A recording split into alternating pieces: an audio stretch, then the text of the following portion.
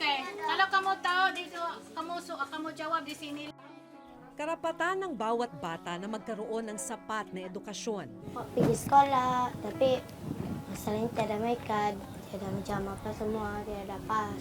Pandai sudah tambah. Karapatan ng bawat bata na magkaroon ng pagkakakilanlan. Ano sa tingin mo sa sarili mo? Filipin.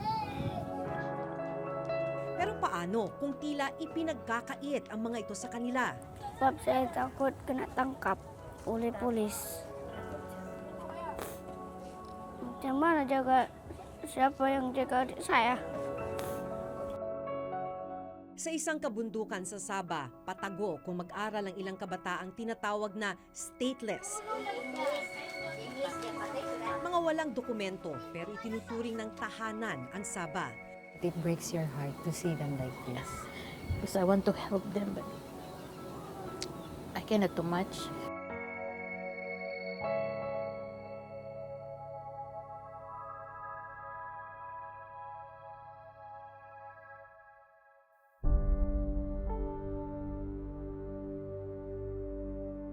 Doon actually tayo galing, kung saan daming tindahan, daming kainan. Pero yung komunidad kung saan tinuturuan yung mga bata, nandito sa likod ng parang talahiban.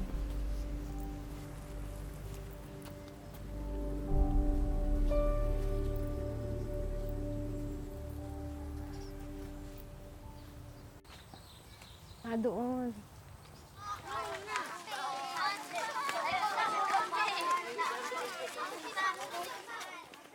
Naabutan naming paakyat ng bundok sina Nico, 10 taong gulang, at Christine, 12 taong gulang. Itatago namin ang kanilang mga mukha at tunay na pangalan dahil posible silang mahuli ng mga Malaysian authority.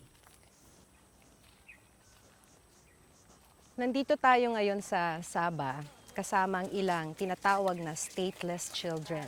Stateless dahil wala silang birth certificate sa Pilipinas, wala rin silang papeles dito sa Malaysia. Papunta yung mga kasama nating mga bata sa isang makeshift classroom. At kung mapapansin ninyo, medyo nasa isang liblib na lugar tayo. Liblib dahil sila mismo nagtatago sila mula sa otoridad dahil sa takot na kapag sila'y mahuli, madedetain sila at ide-deport.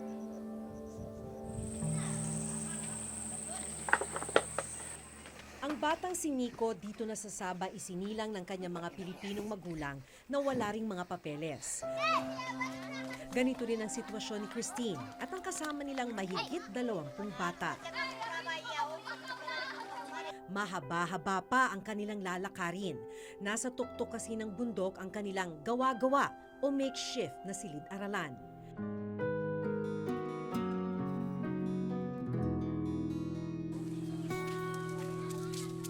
Bukod sa maputik, may mga matatarik na bahagi ng bundok ang kailangan nilang daanan.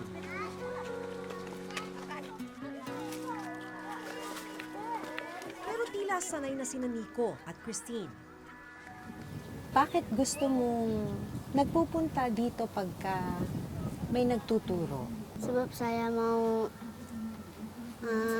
pandai, mau jadi cita-cita lawyer, mau keluar negeri.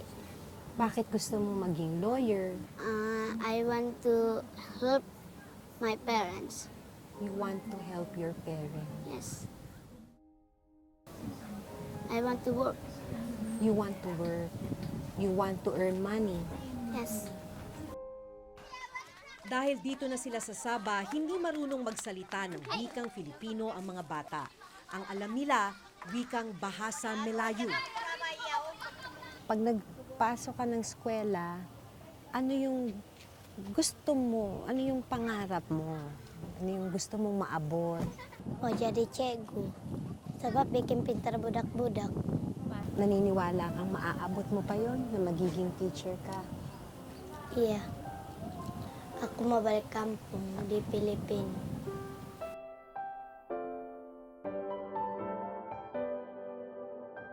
Matapos ang halos 1 oras,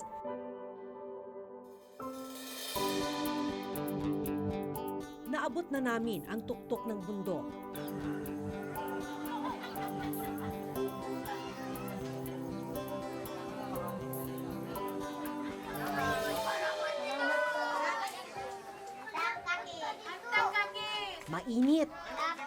Walang mga upuan at mesa.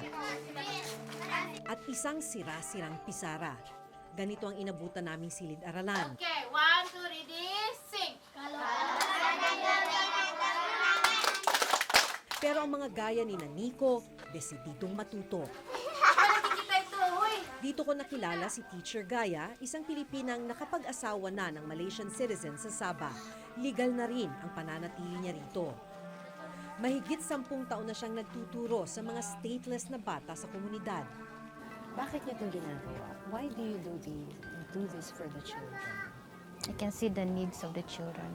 When I see children around, especially these children, we say that they are poor, they cannot able to go to school. Gustong-gusto talaga nilang maghawak ng pencil. Kasi yung iba nga, hindi, what is pencil, hindi nila alam. Ito yung mga importante ba? And make me a challenge that I was also captured by police and I went to the detention. Mostly Filipinos, they don't know how to write names. Why? Because they are not educated. Dahil bawal po sila sa loob ng eskwelahan. Yeah.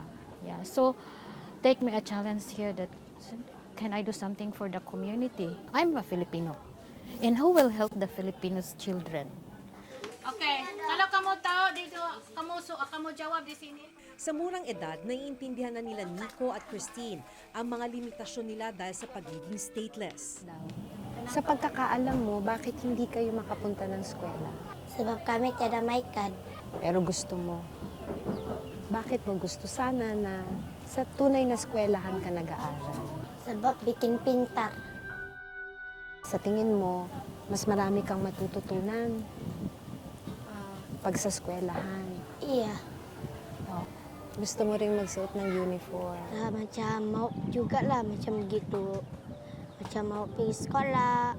Tapi masalahnya tiada may kad. Tiada macam apa semua. Tiada pas. Tagalog. Adi teach. Sa kabila ng kakulangan sa mga gamit at pasilidad, kitang-kita raw ni Teacher Gaya na pursigido silang matuto. You want to learn? Yeah, chigu kami mau. We want.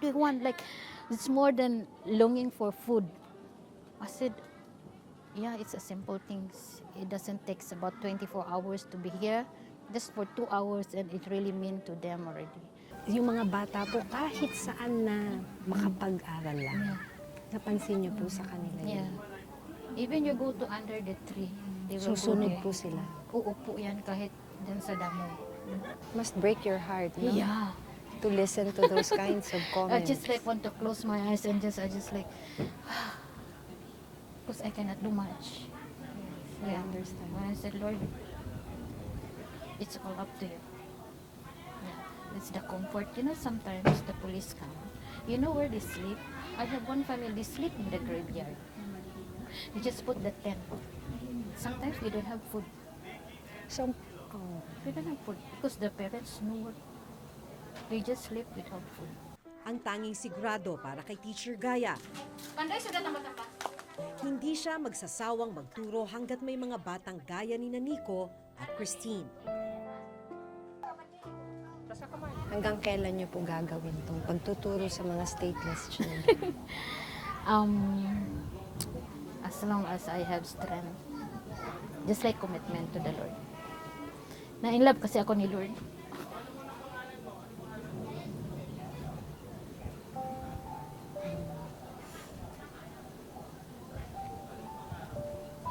But it breaks your heart to see them like this. Because I want to help them, but I cannot do much. But I'm still praying that our government can do something. Marunong na ba kayong magtagalog kahit konti? Opo. Opo. Ano to? Ilan to? 5. 5. Siyam. Ano pa yung mga gusto mo kasing matutunan? Kaya gusto mong magpunta sa tunay na eskwelahan? Oh, belajar bahasa Inggeris. Jadi pandailah yang itu je. Iya, sama macam Melayu. Gusto mo pa na matutong mag-English. Bakit? Sebab saya kalau pergi negeri lain lah, saya pandailah bahasa lain. Makahanap ng trabaho. Iya. Bukod sa Malay at Ingles, tinuturuan din ng mga bata ng wikang Filipino. At kahit ni minsan, hindi pa sila nakatungtong sa bayan nila sa Pilipinas, pangarap nilang makapunta rito balang araw. Tingin mo, Pilipino ka o Malaysian? Pilipinas. Ano sa tingin mo sa sarili mo? Pilipino. Yes. Saan mo gustong tumira? Dito o sa Pilipinas? I want to. Dalawa. Gusto mo maging Pilipino at Malaysian din. Yes. Yes. Kaya gusto mo ring matutong mag-Tagalog, Filipino. Yes. Bakit gusto mo na Pilipino at Malaysian ka? Dalawa. Sebab saya mau tengok dua-dua. Kebahagiaan. Sebab saya mau tengok kebahagiaan dua-dua. So gusto mong makita ang Pilipinas. Ya. Sa bawat araw ng mga bata sa bundok, nasa likod ng kanilang mga isip ang takot na baka mahuli ng mga pulis. Kaya ni makapasyal sa syudad, hindi nila magawa. Kalau macam ada polis datang, terpaksa lah saya tapuk. Paano kayo nagtatago? Dekat bawah, dikumus dengan mantah. Saya dekat dibawa kolong. May mga lugar ka bang hindi pinupuntahan dahil natatakot ka? Iya. Macam mau pergi keke, mau pergi nanam, cari kerja tidak dapat. Tapi dekat keke banyak polis, macam ada mau cek pas, mekad. Kaya dito ka na lang. Hindi ka lumalayo dito. Iya, tidak dapat jalan. Ang ikinatatakot ni Nico at Christine, naranasan ng 10 taong gulang na si Adam.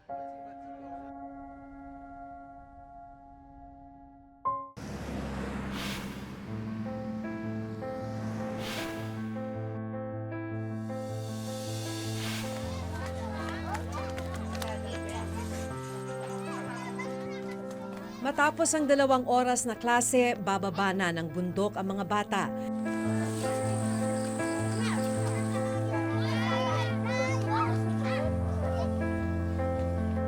Kabilang sina Nico at Christine.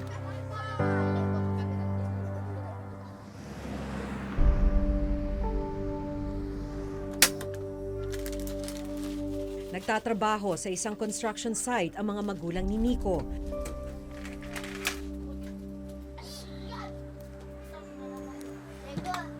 Kaya siya ang nag-aalaga sa kanyang mga kapatid pagkatapos ng klase.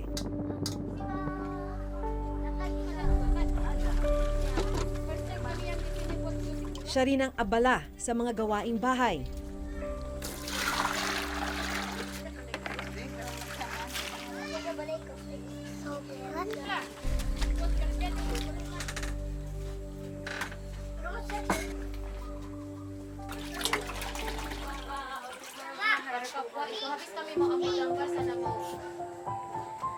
Pagkatapos alagaan ng mga kapatid, ballpen at isang lumang notebook naman ang kanyang haharapin.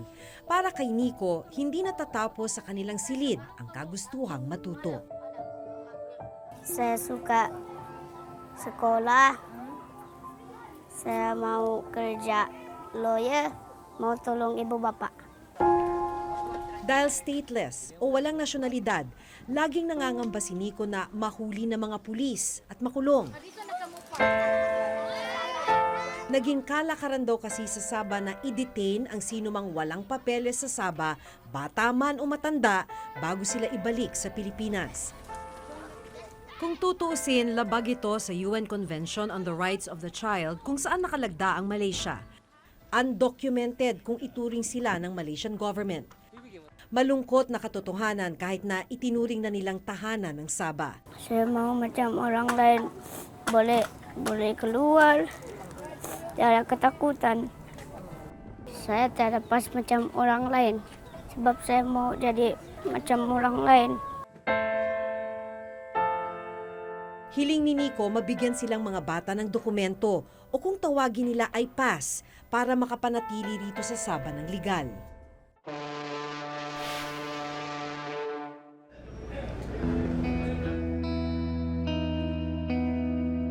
Ang kanilang kinatatakutan naranasan ng 10 taong gulang na si Adam. Nakulong siya sa Sabah at na-deport sa Pilipinas kasama ang kanyang ama na si Labsan, 38 taong gulang. Naabutan namin ang mag-ama nang ma-deport sila sa Zamboanga City noong November ng nakaraang taon. Mahirap talaga, pati yung pagkain sa kulungan. Ang kaunti na lang pinagkain kasi ano-ano naman ang pinakain. Kahit yung tubig, madumi naman. Ilang buwan kayo doon? 4 na buwan. Minsan kamali ka lang, kahit hindi pa, binubugbog na lang talaga. Matapos ang kalbaryong dinanas ni na Adam, bumalik sila sa Pilipinas para muling makapagsimula. Hanggang ngayon may claim ang Pilipinas na bahagi ng teritoryo nito ang Sabah. Dahil pinaninindigan ng gobyerno natin na atin ang Sabah, hindi nagtatayo ang Pilipinas ng embahada o konsulado sa pulong ito. Kaya para sa mga Pilipinong nakararanas ng problema sa Sabah, kailangan pa nilang dumulog sa Kuala Lumpur. Of course, hindi natin iiwan yung claim natin doon. However, meron tayong mga certain operations which are very legal, very respectful of the Malaysian government, where we try to help our Filipinos there by consular missions, health missions, or schools that we put up there, or learning centers to help our Filipinos. Para sa isang international law expert, hindi raw sapat ang mga ginagawa ng gobyerno para lubusang matugunan ang mga problema ng mga Pilipino sa Sabah, lalo na ng mga stateless na kabataan dito. Malaki talaga yung kakulangan ng ginagawa ng ating pamahalaan dito sa issue na to. No? Ngayon, kung seryoso sila na hindi nila i-give up yung claim na yon, no? Dapat kahit kaunti man lang, ay mayroon silang efforts, mayroong pondong inilalaan para siguraduhin na yung status ng ating mga kapatid doon ay hindi nanganganib, no? Dahil hindi pa rin nare-resolba ang agawan ng teritoryo ng Pilipinas at ng Malaysia, ang mga kabataang gaya ni Nico at Christine ang naiipit at hindi nabibigyan ng kanilang pangunahing pangangailangan gaya ng edukasyon at serbisyong medikal. Definitely, they are not being ignored. We have them in mind. That is why the Department of Foreign Affairs through the Philippine Embassy in Kuala Lumpur is fully engaged in making sure that their needs are met. Katulong ng Department of Foreign Affairs ang Department of Education para matugunan ang pangangailangan ng mga kabataan sa edukasyon sa Sabah. Sa tala ng DFA at DepEd, nasa 30,000 ang stateless children sa bansa. 2 teams na ang pumunta doon. Ang ginawa natin, nag-train tayo ng mga teachers. Itong mga batang ito ay Pilipino. Maski wala silang papel na dala-dala, ay Pilipino pa rin sila. Pero ang mas malaking tanong, paano masisigurong hindi mahuhuli at makukulong ang mga bata? They cannot go around. Why? Kahit minsan doon sa labas na pinaparkingan ng karita, may police din magdating. So when they see the car, the police car, they were scared. They will hide. We also engage the government of Malaysia constantly and ask them to, recognize the human rights of our Filipino kababayans here in this part of Malaysia. Human rights is a basic right. Education, healthcare is something that we should provide.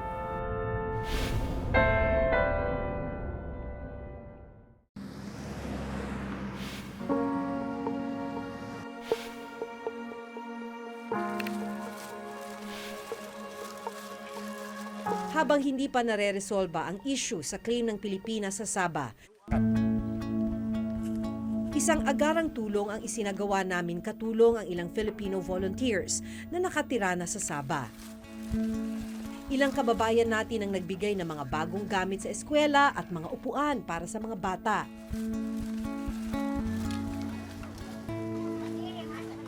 Sa Gumbirala, dapat buku, pensel, warna.